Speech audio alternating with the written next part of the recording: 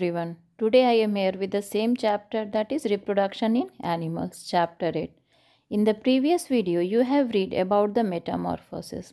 That means what is metamorphosis, what are the examples of the metamorphosis along with the diagram. In this video we will learn about the cloning.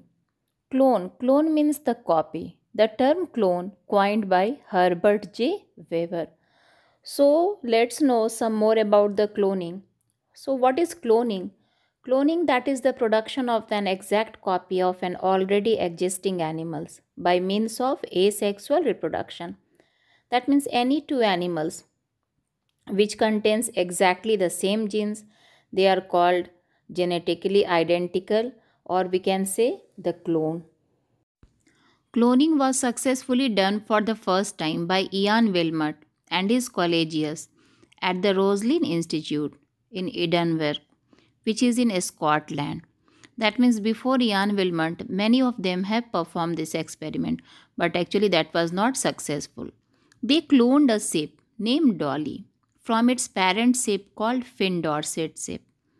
Dolly was born on 5th July 1996 and considered as the first cloned mammal. And actually, that means around 277 attempts have been failed, and after that the birth of Dolly was happened.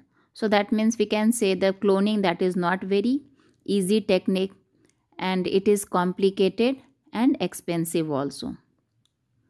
So do you know that who is called the father of cloning?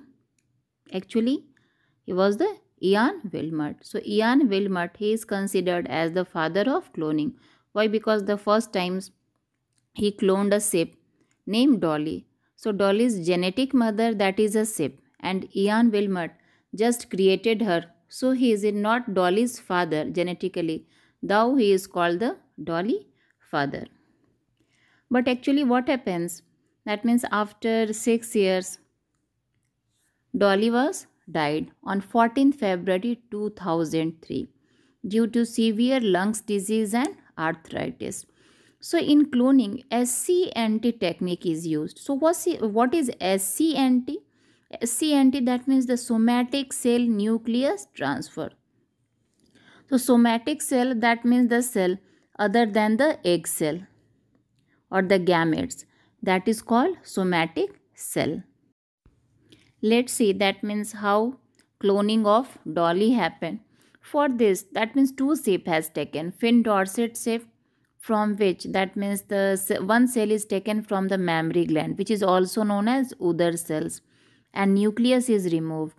And other sheep, that is called Finn Dorset sheep, and from Finn Dorset sheep, egg is taken, and that means enucleated egg cell.